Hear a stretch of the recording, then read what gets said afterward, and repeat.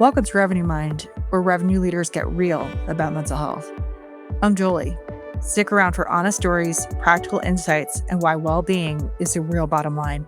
Let's dive in. Hey, everyone.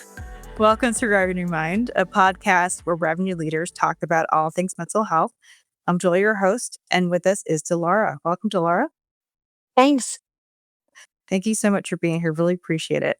So before we dive into these pretty intense questions, what makes you, you?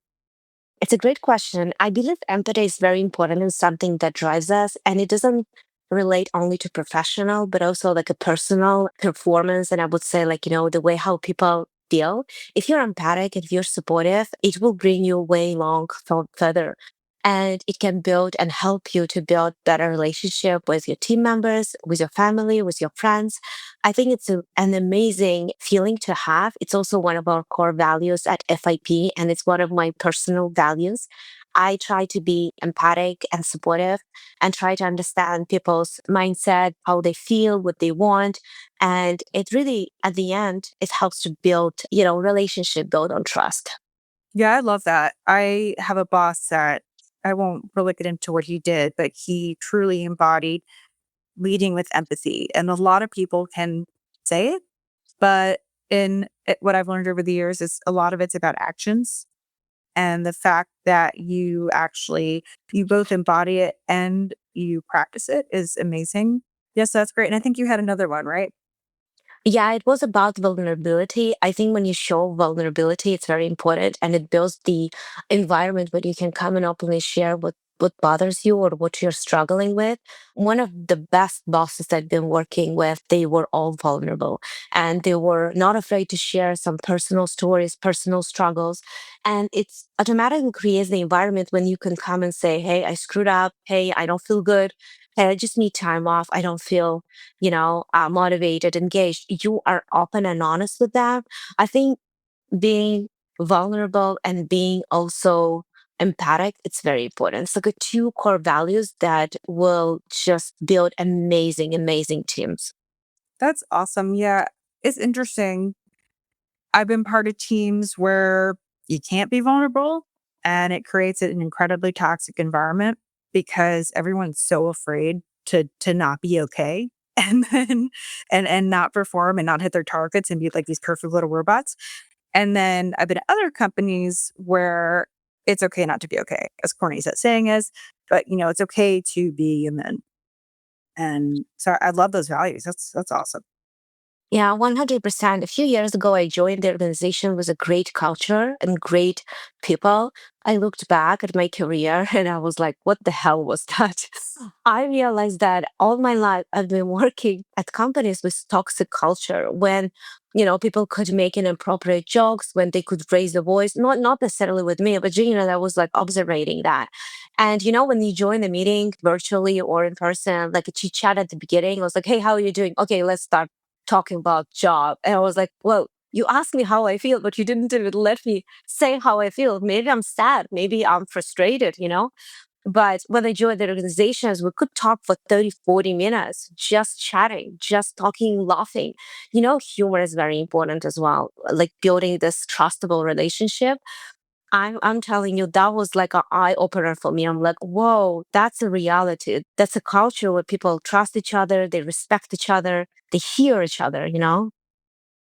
If your depression wrote you a performance review, what would it say about how you've handled stress and what would you write back?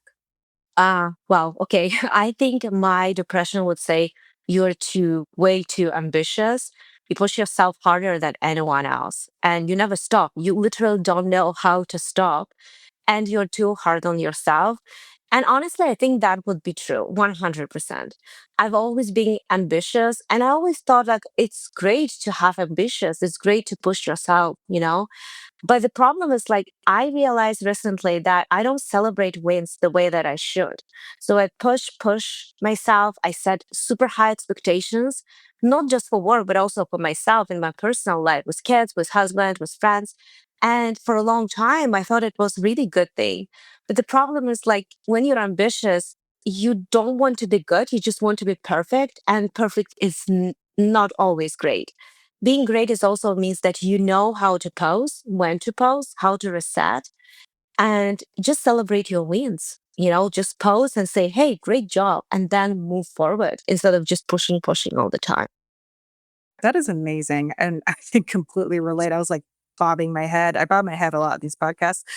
Yeah, I am a total perfectionist, and I can completely relate to what you're saying. I feel like a lot of us that I've either had, it doesn't have mental illness, but just challenges, we tend to, it's never enough because we don't feel good about ourselves. I'm speaking from experience, but also just a lot of friends that have certain challenges. We don't feel whole, and we're always reaching for the next thing because we don't feel good enough. And I love your comment about celebrating small wins because, like, for example, like, I never look back and it was like, damn, that was hard. I crushed that. And like for my what I have a mood disorder. So I'll always look at something from a like a negative stance. And so I love what you said. I'd probably write the same thing. Yeah, it's called performance anxiety. It can kill you and eat you inside. My daughter has one, and I see a lot of similarities. Like, even if you did great, you will look back. You could pause, but you could say, like, oh, I could have done better, And you will find the things that you could have done better, but you will never actually tell yourself, oh, great job you know?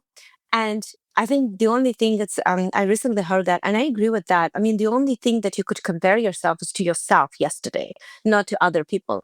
I think like it's also related to performance anxiety. You did great yesterday, perfect. You will do better tomorrow, but just pose and say great job. And I don't think I do that enough. And I think like it's being too harsh on yourself. Yeah, totally. And it's that all or nothing mentality. It's like I'll do everything or nothing. Which is, like, very Yeah. classic with neurodivergency. The incremental improvement, like that 1%, like, if you're feeling that down, or when I'm feeling that down, like, if you can just make your bed that day, like, that's a win. You can make your bed or, well, obviously, if you have children or puppies or cats, like, take care of them. Like, if you just for yourself, like, if I can take a shower, if I can brush my teeth, if I can make my bed, that is a freaking win. Yeah. Because sometimes it is that hard. Bring it more to the revenue side. Fractional leadership means balancing multiple clients, shifting priorities, and proving value quickly. What's the hardest mental health challenge associated with this? I would say there are pros and cons, well, obviously everywhere, but when you compare working full time versus being fractional, when you have a full time job, yes, you get your paycheck every 2 weeks, you have health insurance, you have a structure, you have a flow, you literally know what your day will look like, at least today or tomorrow. But when you're fractional, every day is different. And I think the most challenging part, especially when you don't have thousands of network opportunities or connections, is to get those leads and close new clients. So basically, in addition to supporting your clients, one, two, three, it depends, you also have to promote your own services or your company. But when you're full time, also on the flip side, you can wake up, see a meeting scheduled with HR and your line manager, and suddenly you're let go. So basically, you lose your income in one day. It's gone. Boom. When you're fractional, the good thing is like you can't, well, I mean, the chances are very low that you will lose all your clients in one day. And even if they give you a notice, it depends. They can give you 15, 30, 45, wherever it is, they notice. So it will give you some time to adjust and also find and replace them, maybe even bring more clients. So I think that's challenging, and at some point that you need to constantly look for new clients, especially with the first year. I think like the most challenging, that's where people give up and they say, oh, it's not for me, I want to go and just like find full-time job. But nothing is perfect. I think finding the right balance, because for me it's 50-50. I would like to support fractional clients, I would like to support my team, promote the company, increase brand awareness. That's where it's a lot of investment, a lot of time that you need to put into that. And I still want to keep 50% of doing the actual work, because sometimes when I do too much of admin stuff, kind of like, more team management. I feel like I miss working, actually working. I think for me, balance is 50-50. But yeah, when you constantly think about revenue, about your income, and you're struggling with cash flow, that could be very challenging and very, very stressful. That's really interesting, and it I'm laughing because that has happened to me. That has happened to me probably 3 times in a row with full-time. So, I'm kinda doing like a in the middle approach, so I'm taking on full-time projects, like 40 hours a week full-time, but for a certain amount of months. So, for me, that works because I like the structure, but the better pressure for me is eat what you kill mentality versus always worrying if that, like you said, like that meeting is gonna pop up between you, HR, and your boss. Like, I can handle the eat what I kill versus the anxiety that I'm gonna lose my job every day. I can't do it anymore. I'm done. Yeah, it never happened to me, but it happened to people I used to work. I mean, you have a meeting and they're just announcing that people you work with every day, they're gone. And you know what is interesting? I think I posted an article 2 weeks ago. I was interviewing someone and she shared actually how she was let go and give like really good suggestions what leadership and even team members should do. And I think we should be doing better job at that because we feel sad. I think like it's also we feel pettiness and we don't want to reach out to people. We don't know what to say. And that's how we end up not reaching out to people you used to work for years because you don't know what to say. And just imagine what that person feels. He just lost everything. Oh, it's very stressful. It's heartbreaking, I would say, right? It's you give so much, 40 hours per week. You spend 8 hours minimum every day with those people, and you just lose everything in one day in that 15 minutes call. And just imagine if no one is reaching out, how you feel, even worse.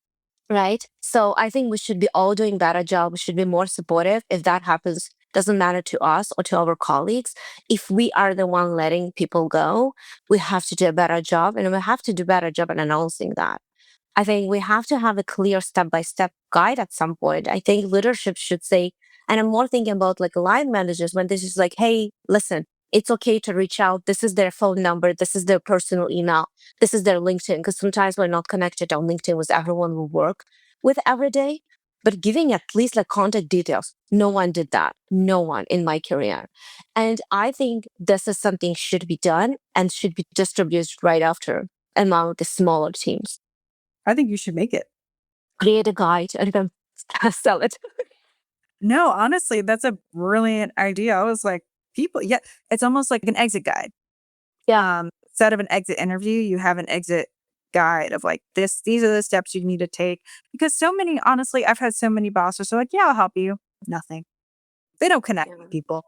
They don't pass on my resume. That you need like, here are the people that actually give a shit. Here are their numbers. Here are their contacts. Yeah. Here are resources. We'll see. At least there I is love the idea. inspiration for another LinkedIn post. Oh, I just got an inspiration, you see. But yeah, I think everyone talks, oh, it's not a performance thing. It's not a performance thing. Then what? Even if it's a performance thing, we're still human, right? I mean, we still need to reach out to those people and say, hey, I'm sorry. Can I help you with something? Can I connect you with people? Because yeah, it's a terrible thing. and you mentioned smaller companies. At bigger companies, they do have things like that in place. But I think for especially in the startup worlds, Yeah. it doesn't exist. And yeah, so that's awesome. I'm happy we came up with an idea right on the I think we kept an idea on LinkedIn too. We're like, I'm not saying what it is because it's stealth. But we had like a message, we're like, ooh, that should be something. Yeah, we had few. Yeah, All right. we've had a couple. We're like, yeah, that's an idea. That's an idea. Yeah, we'll see how many we'll have by the end of this podcast. So, when you work across multiple teams, how do you recognize stress signals in yourself before they become manageable? I know it might sound strange, but when I'm really stressed, I don't feel anxiety or being tired right away. I feel drop in my motivation. So I can wake up in the morning and I can barely get up. Let's start with that. I can get up. I don't want to work. I don't feel like motivated. And then only after that, I started being tired and anxious and just like, stressed. But everything starts with this, like, being demotivated. And for me, it's a first sign. And I know that I need to take a vacation. And it's very personal, it's case by case. For me, it's every 6 months minimum. I know that when I'm reaching and I'm not talking about like PTOs, whether you're working 5, 6 months straight, that's where I feel tired, I feel exhausted, and I need to disconnect, I need to recharge. There was once when I actually worked 1 year without any, vacations, without any time off, and I couldn't even relax. So I took 2 weeks vacation, it wasn't enough. So I came back as tired as I was when I left. So that's something for me. It was important to set up some boundaries and some kind of like a rules that I do take a vacation every 5, 6 months.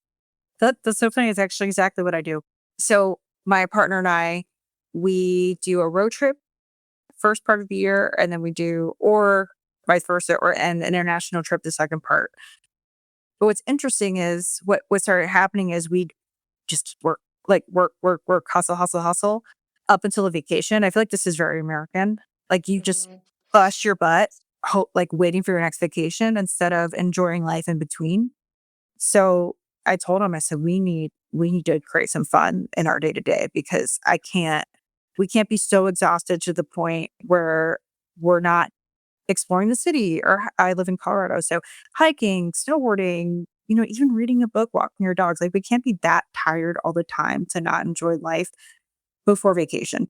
You just nailed it. You can't leave from literally what we do. You're so right. We leave from vacation till vacation. And they call it like vacation blues, I think, when you come back and you feel like, oh, I don't want to do anything. I want to go back.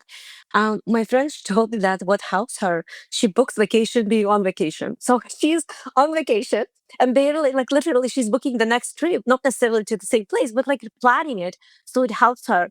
And it's a little bit sad, to be honest. So it means that we leave from vacation to vacation to get to that point. And we had a conversation with my husband literally a few days ago. I told him we need to find a hobby. I'm actually trying to find hobby for years. I don't know, maybe when you have kids, you don't have hobby, you don't have time to have hobby, but it's so important because it could be your hobby that you will go for hiking, you can go for snowboarding, you name it, right? You can go dancing, you can do something that will give you pleasure, or you can make a small road trips like 2, 3 days. It's more than enough to recharge. You don't have to wait for this like 10 days or 2 weeks vacation because when you're too exhausted, believe me, it won't help. It won't really help. Yeah, I think it's a great point. And I found out that my aunt and uncle do dance classes together. First of all, I think it's adorable. It's- and second of all, it's a great bonding experience. There's so many different things you can do as a couple. Like, for example, I started putting activities like day dates. So I'd put like Denver Art Museum from 12 to Mhm. 2, and then like walk the puppies. And then like you literally time block your fun. So you're like, okay, this is on my calendar. Cause I live by my calendar. So I'm like, okay, so my calendar, I'm going to have fun. I'm going to schedule fun for us, which is I really sad if you think about it, but it's really sad. It's really like, but we have to be, I have ADHD tendencies. So like I'll get stuck in one thing for 6 hours. So if I don't have it on my calendar, it won't happen. So I started, you know what? Whatever works. If we need to schedule fun, fine. But what kind of hobbies are you thinking about doing? I actually purchased the paddle board yesterday, literally. So it's been something I was renting it like from time to time, and I'm like, should I buy it? You know what? There is a commitment. When you have it, you kind of like, I paid for it like, $400 and I need to go. And I think it's been almost 2 years that I was thinking, considering. I finally bought it yesterday. I'm very excited about that. Now it's kind of like, at least it's gonna be my hobby. I hope so for summer. And I know that from May till most probably September, I know that I can go and explore different. We live in the area, there are tons of like small lakes. And we live next to the river also. So I know like there's gonna be like, another way for me to go out, get out with kids, with family, with husband, and we can definitely do some fun activities. And I think like it's about commitment, right? You commit to buying something instead of renting. Sometimes like, oh, not every single lake, for example, or area, they have renting the water sports equipment. And when you have it, you can order that, put in backpack, and that's it, right? So I think that's going to be something. And I also enrolled for the hip hop classes starting in June. It's been also a while that I wanted to do that. I love it. I did a lot of different type of dances in my childhood, and I think I still want it. I know, like I'm turning 40 this year, and I'm like, is it crazy to do hip hop when you're 40? But I thought, if it's not this year, if it's not now, then when? Then when? So yeah, having a hobby, I think like it's important. And it can be learning a new language. It can be just like going to, some gathering or just like figure it out the way what gives you pleasure. Sometimes people try to do that within the family, which is great. But if you can find some common activities, it doesn't mean that you can't do it alone or with someone else. Yeah. Yeah. You definitely don't need to always include a friend or a partner. Like, for example, I love that you pick something that's easily accessible because a lot of times our brain is like, oh, it's too far. I don't want to do it. And something that you paid for. I do the same thing. So I do spin classes every morning and I pay monthly. Plus, they charge if you miss a class. But I go by myself. I don't really, I mean, yeah, I'll have like small talk with the people in there, but they're not my friends. I'm there for the endorphins and the mood boost. It might take some time to find what you like. You might try different things and it won't work, but it doesn't mean you have to stop. I think it's important to have a hobby. Like, there's this phrase, I don't know if it's a military phrase, but a lot of people say it, "Embrace the suck." But it's like, how about embrace life? Like, yeah, life is hard, but it's also beautiful, and there's so many things in this world that we can do, and everyone's different. Like, I love spin, hiking, and I'm very outdoorsy. Someone else might like, sitting and reading. It's finding your happy place. Yeah, and it could change. You might like snowboarding like 1 year, 2 years, and then you don't want. My husband used to ski. He doesn't ski anymore. I mean, it's normal. And I think it's important not to feel sad about that, not feel like demotivated that, oh, I used to like something and I don't like or enjoy it now. It's nothing wrong with you. It's normal because life is changing and your habits are changing as well. You have to keep going and finding something that gives you real pleasure. You don't have to force yourself. I know a lot of people, they keep on going and doing the things because they used to do and it used to be their hobby, but they don't get pleasure. So it's becoming actually frustrating for them to use that ex hobby. So, yeah, I think it's going back to listening to your body and to yourself, what your body wants, which signals it's sending you, right? How do you feel while if you're preparing or doing something in the process of how do you feel about that? Awesome. So, next question. Your body had a Slack status update for when you're overworked. What would it say, and how would you ensure you don't ignore it? Oh, I like it. It's like definitely all inclusive. I think my Slack status would be just like flashing with a palm tree emoji and all inclusive. I'm a huge fan of all inclusive. And this is where I actually recharge and reconnect. That's a real type of vacation for me. And when I was last time with my husband, he was so sad. He most probably was the only sad person and on the entire resort. It's not for everyone, he was bored. He likes sightseeing, he likes different activities. So we try to balance. Once it's a more do nothing type of all inclusive resort, and usually second trip in a year it's something like more sightseeing, just like traveling to different countries. Mainly it's like any of European countries that we can visit and explore cities and different type of things. But I think that's the real reset for me. It's all inclusive, and that's literally what a buddy of Slack message would be saying with a palm tree. That's really funny. I'm trying to think what mine would be. You know that nerd face with the glasses? Yeah. Probably that because I love learning. I absolutely love learning. So I'm constantly, if I don't know it, I study it. Probably to a detriment because I probably should be having some more fun. But probably the nerd emoji. But it could be if you're getting pleasure, if you're resting, right, and recharging by learning something, could be reading a book, attending a course, even sightseeing is part of learning. So you have to find your learning and what makes you happy. That's a great point. Yeah, I think that if you're like for you, like when you travel, it's when you do the tours and the food and you're learning about culture. So there's all different sorts of learning. I just tend to take and I tend to read a lot of marketing books. So at one point I was like, okay, I'm gonna stop it had been 4 years. Now I'm going to switch to fiction. Like I am done. I will listen to podcasts now on marketing. I need to put away the books. I've learned the theoretical. Now I'm switch to fiction and just start doing. Fun story. When I went to see my family doctor and I told him like I have some difficulties falling asleep, he recommended me reading books. So I went to see him 2 months after and he told me how it's going. I'm like, my brain spins. I mean, like this hamster is just killing me. He was like, which type of books are you reading before going to bed? I'm like, business books. He was like, when I told you to read books, I didn't mean business books. For sure, your brain it's keep on spinning. But like I told you to read some romance or like some like, very easy reading. And I'm like, oh, you are not. You have to be specific which type of books you want me to read. So yeah. Yeah, if you read, I know the ones that put you to sleep are something that you're not into, like something that, yeah, like the opposite Boring. a business book because you're Oh yeah, for interested sure. in that. Yeah, exactly. My brain was spinning and there was like ideas after ideas. I started writing notes and my husband was like, I don't think it's the right strategy to fall asleep.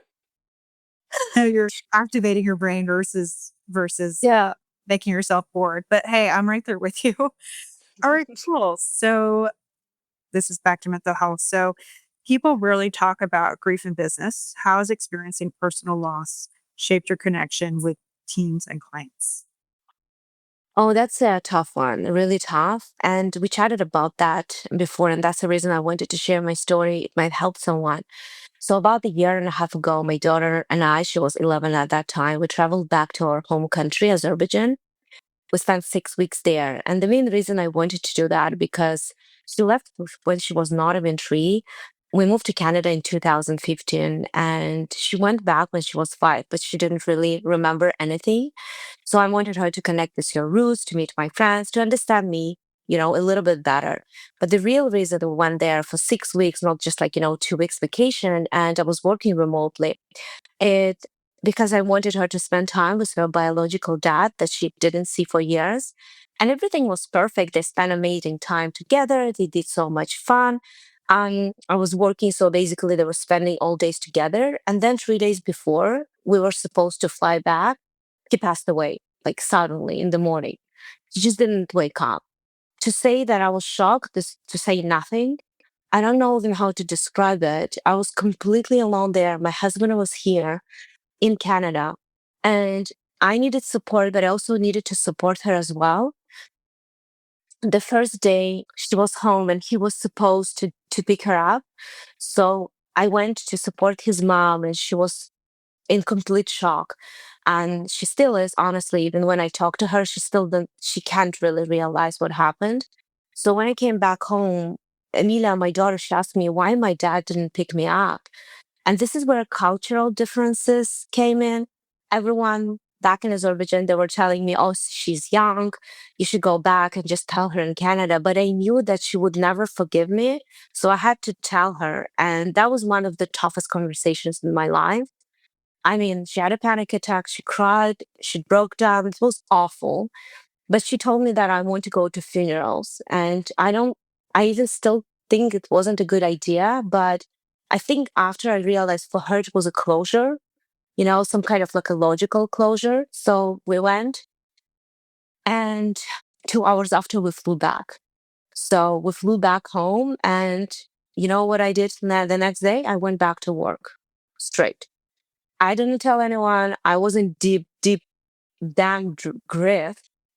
And I was hopping in a call with the camera, smiling, talking, then turning it off, wiping my tears, going back on camera and keep on working, working. And I couldn't really talk to anyone about that. A few times, even I had to pull over my car because I couldn't see the road. I was crying and I couldn't stop. And this is where I realized I need help. Obviously, I needed to be supportive to her. I needed to support her, but I needed help myself. I needed someone to support me. So I ended up seeing a therapist, and I'm very thankful that I did that. It took me a few months to go through that deep feeling of guilt that I had, and it was eating me inside. The guilt that I divorced him, that I moved our daughter to Canada, that they didn't see each other, the guilt that maybe it was my fault. I don't know. There was so much guilt deep inside me, and yeah, it's going back to work, pretending like nothing happened, putting a smile, turning on my camera. I think that was a mistake. That was a huge mistake. Obviously, I don't wish it to anyone, but if that happens to someone, just tell people, talk about that. Just take a few days. And I'm not talking about 1 or 2 days, that's policies, company policies are giving us. Take as much time as you need, talk to people, see a therapist. It's I know that it took me so long to process my grief because, on top of that, I was pushing myself hard to work and working and not telling anyone, keeping everything inside me. That made it worse. And it took longer than it should have taken, maybe, if I told people at work, if I took some time off, saw a therapist right away. So yeah, it's really tough. And I think sharing with people you work with, as well as with your friends, as well as with your family, it's very important. I think the thing that struck me the most there is that you're a mother, but you're also a human being. So you're dealing with your own grief, but you also are you feel responsible for your daughter. So I can't even imagine. Well, actually I can imagine, but just from the daughter's perspective. So I'm so sorry, first of all. And my heart goes out to you there. I've spoken to other people where they've lost someone and they go right back to work. And it is so it's just the worst thing. I mean, for some people it works. I don't want to say it's the worst thing you could do. For me, it would be the worst thing I could do. Because we think we can compartmentalize grief, but then you implode. So I am so sorry. And but it sounds like you really did right by your daughter. Yeah, a few times she saw me crying and she was asking me, "Why are you crying?" She knew the reason why I'm crying, but I was telling her, "I saw a movie, something got in my eye," or something. But I was, yeah, kind of like lying to her, and she knew it. But yeah, I think, yeah, it was tough. It was really tough. I know we had a very hard topic, so want to move to more the revenue side. So revenue leaders often feel pressure to appear as the expert, which we dove into a little bit before. When has showing vulnerability as a fractional leader made you more respected, not less? That's actually how I lead my team. We talk about vulnerability a little bit at the beginning, and I think this is very important. I don't pretend to have it all figured out, and I share what's not working and what's working with my team. For example, if I'm struggling with something, my sales pipeline is dry, I'll tell them, "Hey, listen, this is my goals for this quarter week. I mean, I'm here if you need me, but I need to focus on something else." Something what happened recently is about 2 months ago, I was like really sick and I got a terrible flu. It took me almost 1 month to fully recover. But at the same time, I just had brought someone on the team. So, I had to be there. But I realized on the third week that I'm not really as supportive as I wanted to be. I'm not really too much online around because I was struggling with some of my, like health issues as well. And I was vulnerable. So I shared with the person, like, "Hey, I'm so sorry. I wasn't much around. I tried to be as supportive, but apologies if I wasn't. Let's make sure that we set up some time to make sure, like, answer your questions." We did that every week, but it wasn't that I was completely offline. But I thought that it wasn't enough. It's like, the performance, anxiety. I was anxious because I felt that that wasn't enough. And the person was surprised because everything was great from her standpoint of view. But I still think that in my ideal world, in my ideal scenario, I should have been more around.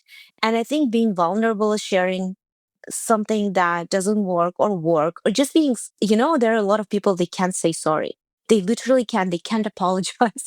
And I feel like, they want to apologize, but they can't. These words just, they don't come out of their mouth. But you have to apologize. You have to admit if you are wrong. I think this part of like being vulnerable. And it's not a weakness. Being vulnerable, it's not a weakness. It's the core foundation of trustable relationship. There was a time a few years ago where I didn't ask for help. I ended up making a huge mistake and getting, Mm. canned because of that mistake. And if I maybe said up front, "Hey, my dad's getting brain surgery. My uncle just died, and I might need I might need the team to step in."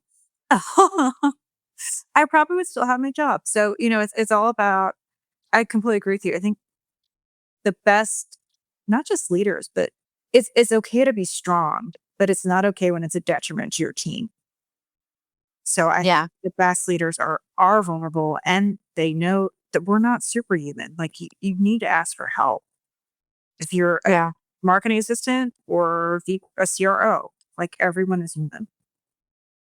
It doesn't matter if you create this environment, if leaders are vulnerable, if they are sharing their challenges and concerns, it means that their team members will come and say, I'm struggling with something. I remember my grandma passed away in Azerbaijan. I was on the meeting and I was working that day. And people on my team, there was like, Dilara, do you want to take off? You shouldn't be here. And I'm like, I'm fine. What can I do? She's there. Now I think like that was crazy. I mean, that was so crazy. It was like 4 years ago. And it's ridiculous to do that, what I did. And but I didn't feel like, I needed to take off. Well, like it took me some time to realize and process that. But I think like it has to be a rule. If something happens, you should take off.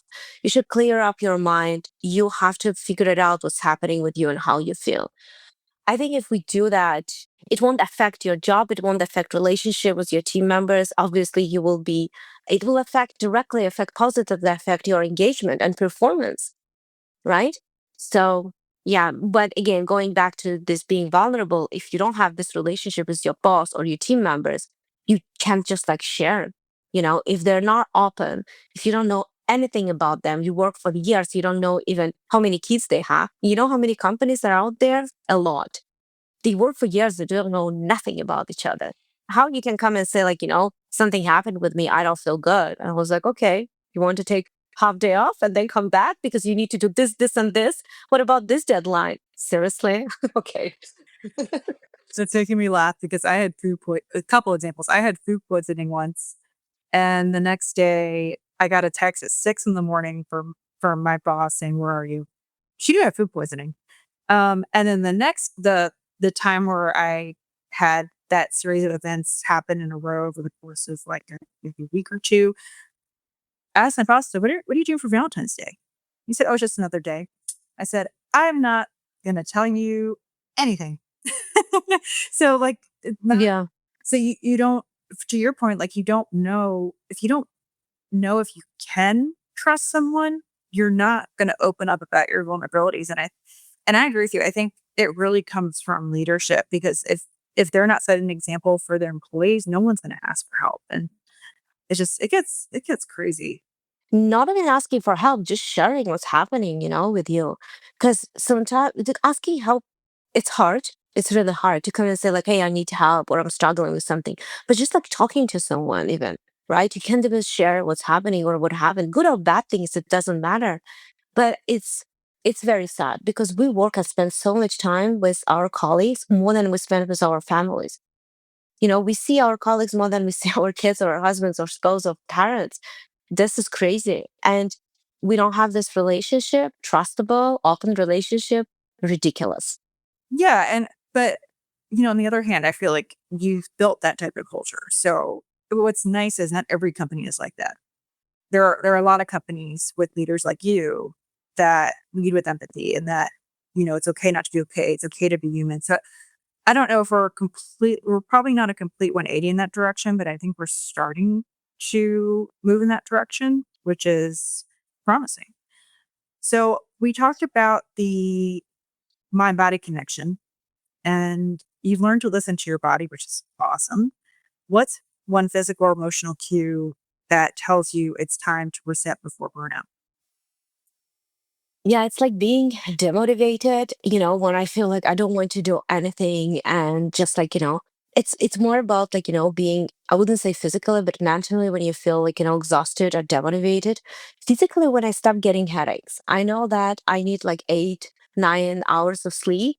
When I sleep 8, 9 hours, but wake up with headache, I'm exhausted. I know that for sure when I'm starting to have like constantly headaches and I start taking like Tylenol and Advil all the time, I realize that my body is sending me signals and I started learning those signals and hearing and kind of like catching them up like on time, because same thing as when you're exhausted and leaving on vacation without going on vacation for 1 year, it won't help. The same thing if you're having headaches for 6 months and then you're taking one PTO. I was like, I still have headache. Why? It won't help for sure. And if you go to the road trip but driving 120 just because you have 1 day PTO, right? I mean, this is something you have to figure it out and listen to your body. And for me, it's kind of like a signal. It's time. If I ignore it, I know that it will get worse.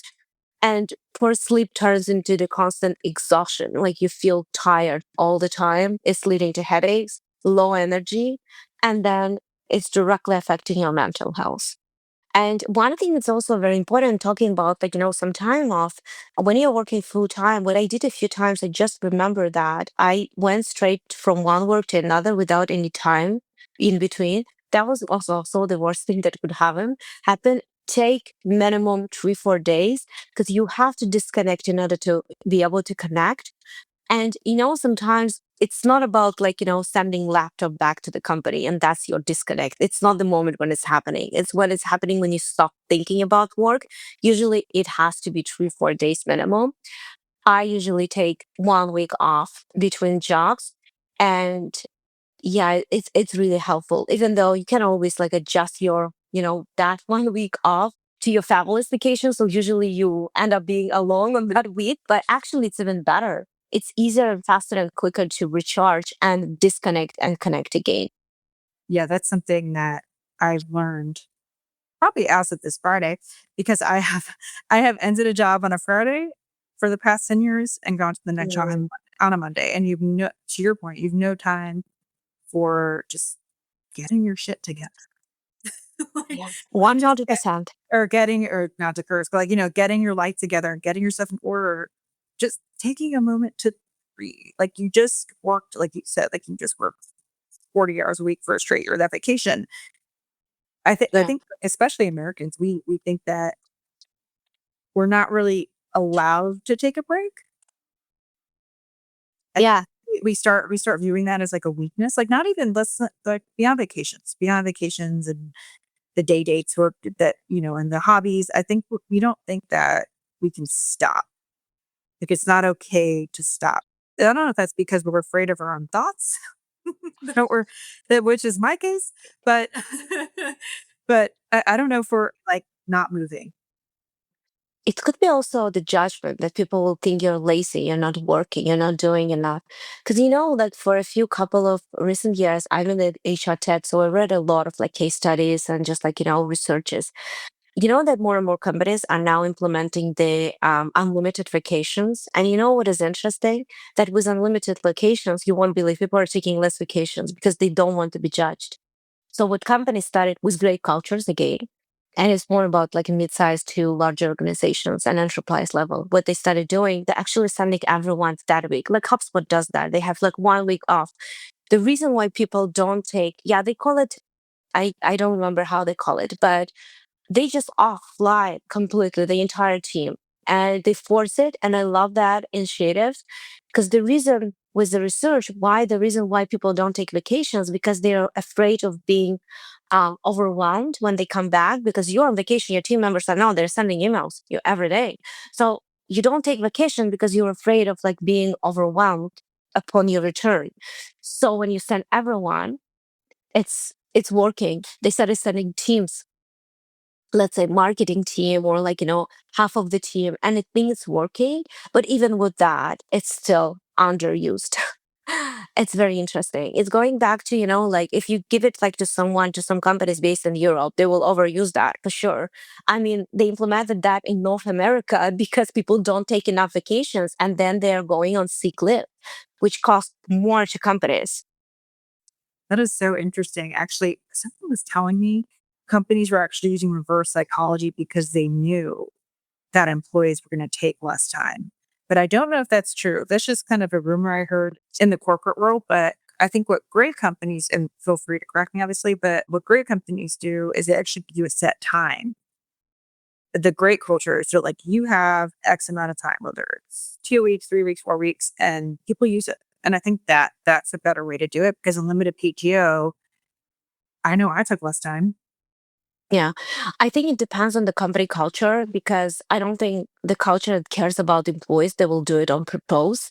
And just like, to implement this like reverse engineering, maybe small size companies or mid size companies, but it's very rare when they have a limited vacation. Usually it's like, more enterprise travel because obviously, in the startup environment, everything has to be done quicker, faster, and you move just fast. I remember when I joined my first startup, like, back 7, 8 years ago. I'm like, why it's so fast? I used to work all my life previously in corporations, like with thousands and thousands of employees. Everything was like processes and processes. In startup, you have an idea, implement it. Here's your budget. That's it in 1 minute, and you have to be ready for that. The same with culture, if some small size companies or startup would implement something that enterprise level are successful with, it might not work just because of the size of the company and culture, because startups usually rarely pays attention to workplace culture. That's a really good point because I've worked at agencies where we work with enterprise companies. I've also worked at pretty large companies, public, and I think no matter how small or big you are, because I worked at a pretty large public company years ago, and it was sink or swim. And there are also startups where it's sink or swim, and there are companies that are big or small, but they have the same culture. So it's so interesting that the dynamics. And I think it really, like we've talked about, a recurring theme in this book and what we've talked about is it all comes from leaders. Because you can have a great leader at a small company that implements that vulnerability and the lead with empathy like yourself. And then you can also have that at a large enterprise company. So I think it's all variable. Yeah, it all depends. So speaking of, what's one unspoken rule about revenue leadership that doesn't work for fractional leaders? And how do you approach it differently? I think being fractional means you work a set number of hours for a client. Let's say it can be 5 hours per week, 10, 20, and you set it up yourself. But you have to remember one thing, you're not full time. So if you support 3 clients at once and it can reach up to 40 hours, you should be always bear, like, keep in mind that that's the maximum number of hours you would have worked being full time. So it's easily like, and it happened to me. There were weeks I was working 50, 60 hours and I was so exhausted in a few weeks.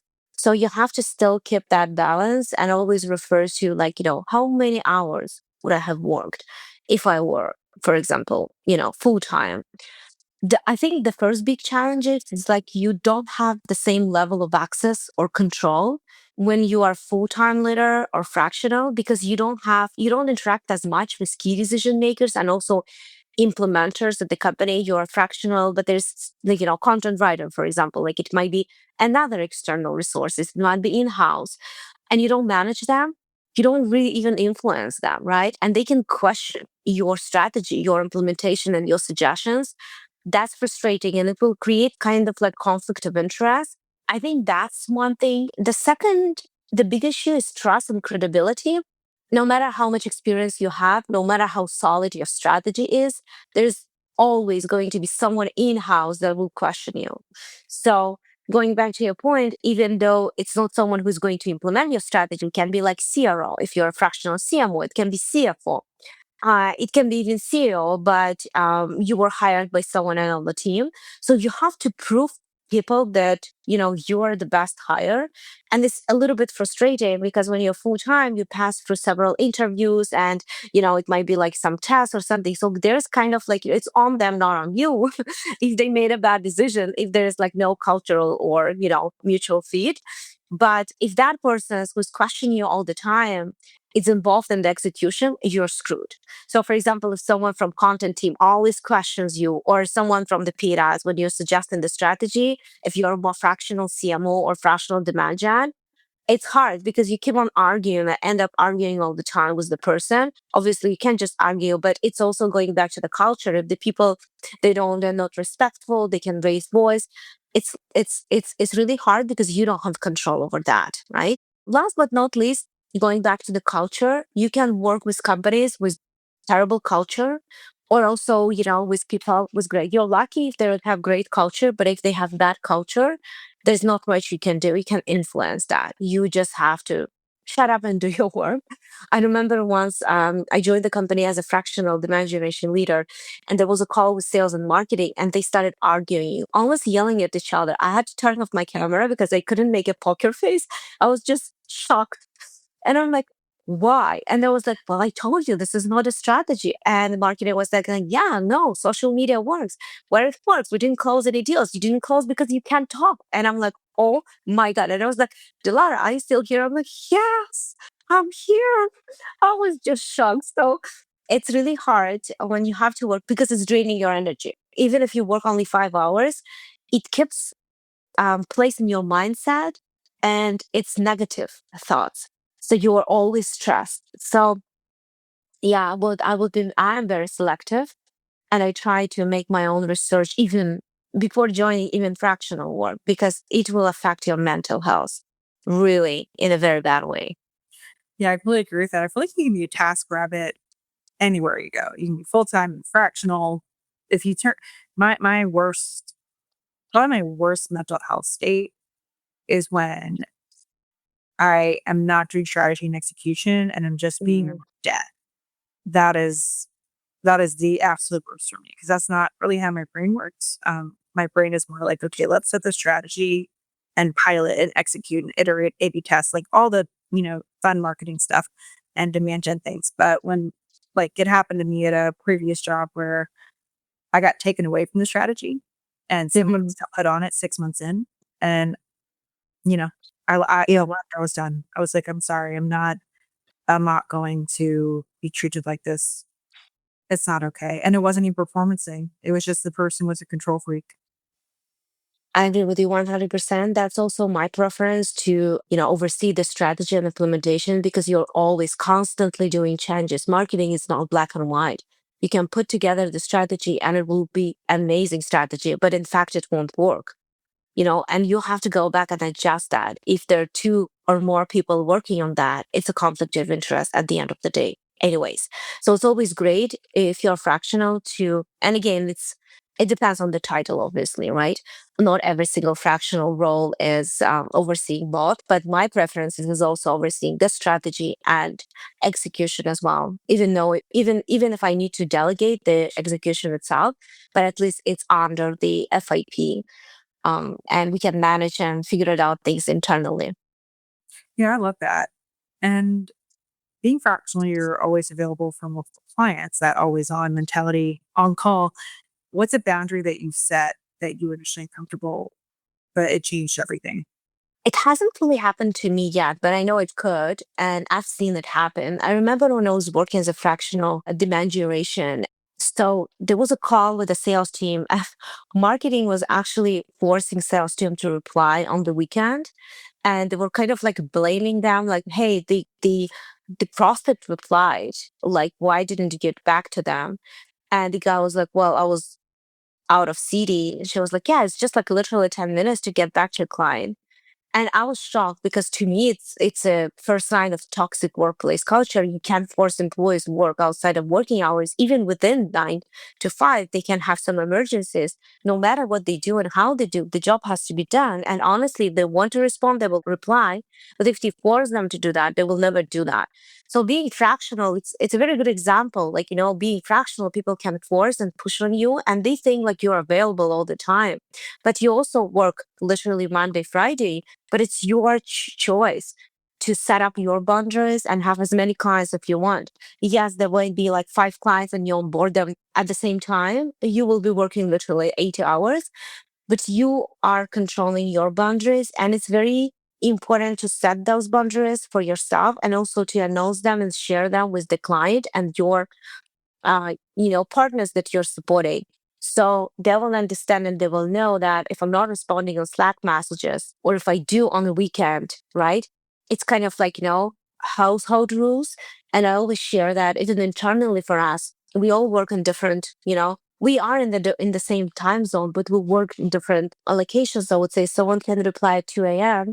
So I encourage everyone to turn off their notifications, and if you see a message at 2 a.m., it doesn't mean that you have to wake up, get in front of your computer, but this is normal. And every company should have their own norms, right? So you have to discuss that. And I love the schedule feature I have a lot of thoughts in the evening. So, if you can schedule a message, it should go the first thing in the next day in the morning. You don't have to force and send them. So I think setting boundaries is important. Yeah, I agree with that. And I love what you said about level setting in the beginning. Like, hey, I'm going to do this for you. Here are my expectations for myself. You don't want to be obnoxious about it, but you are realistic with what you're going to provide, but also setting those boundaries where they don't message you at 2 in the morning or call you in the middle of dinner or, whatever that is. So last question. If you could rewrite the playbook for how fractional leaders protect their mental health, what would be the first rule you create? It's very linked to the previous question. I would say protect your time as a full-time employee would. It sounds cliche, I know, but I think a lot of people assume that being fractional means they have all your flexibility. You work 24/7, right? But actually, technically, it's you who choose when and what to say and when to respond and when to work. I think that's a nice thing of being fractional, even though there are a lot of cons, but that's one of the pros, that being fractional allows you to work and set your boundaries and decide how many hours clients you can have, pretty much the same, and how many hours you could support them. The difference is like when you're full time, there's a natural start and end to your workday. Let's say 9 to 5, 8 to 4. And even if you work late sometimes, there's still a structure. You can start later the next day. You can take a few hours off then and here. You can adjust that. But having structure is very important. And you have to set up and create your own structure. Unfortunately, it's not one structure applicable to all your clients. So you have to have this separate playbooks for every single client. For me, let's say if I commit 10 hours per week, it doesn't mean they will have me wherever they want. Yes, I can reply in the evening. I can reply on the weekend. I can schedule the meetings. I can work even more than 10 hours. But the problem with fractionals, even though there is an agreement for 5, 10, 15 hours, they assume and want you to reply right away. There was one situation when there was a client that she was asking me that, hey, could you please just review this? And I was on the call, 1 hour call. So she sent me a message. Then she said, Dilara, question mark, 2 question marks, 3 question marks, all in Slack message. I was like, Dilara, are you here? And I'm like, hey, I'm sorry, I was on the call. Ignore it. I did it already. I'm like, I was on the call, 1 hour call, what I was supposed to do. So it could happen, right? And I'm afraid that's not a super rare exception. It could happen. And you should have it in your SOPs. I'm talking internal. Yeah, internal, yes, we have that. When and what is the delay when you can get back to a client if you don't have an update, what to say, what to do. But also with a client, I'm not saying you have to include it in your contract, but what I usually do, there's an onboarding document we're going over that during the kickoff call. And I try to make sure we discuss that. So the way of communications flat. So for example, the timeline, time frame, when I will get back to them. So I think it's important to set out this, expectations from the very beginning of your partnership. So yeah, I wouldn't say fractional doesn't mean you're always on. You have to set up your own boundaries and share them with client, because if you know them, it doesn't mean that they know it. This was awesome. Thank you so much. I really loved your candidness and really appreciated your vulnerability. And where can we find you? I'm very active on LinkedIn. I share, demand generation tactics and initiatives every day. So if you want to connect, chat, hop on a call, I'm always available. And yeah, you can reach out to me. The best way to reach out to me is LinkedIn. Thank you so much, Jalara. This was awesome. Thanks to you. I really appreciate you giving me a chance to share my story. I know it was a tough, topics and discussions, but I really hope that it might help someone, to speak up, to share their challenges, and to take a step back and say, hey, I'm not okay. And this is totally fine. I just need help. I think you helped a lot of people today. Thank you. That's a wrap for Revenue Mind, where we cut the BS and spotlight mental health and revenue leadership. I'm Jolie. We're reminding you your mindset is your competitive edge. Thanks for listening. See you next time.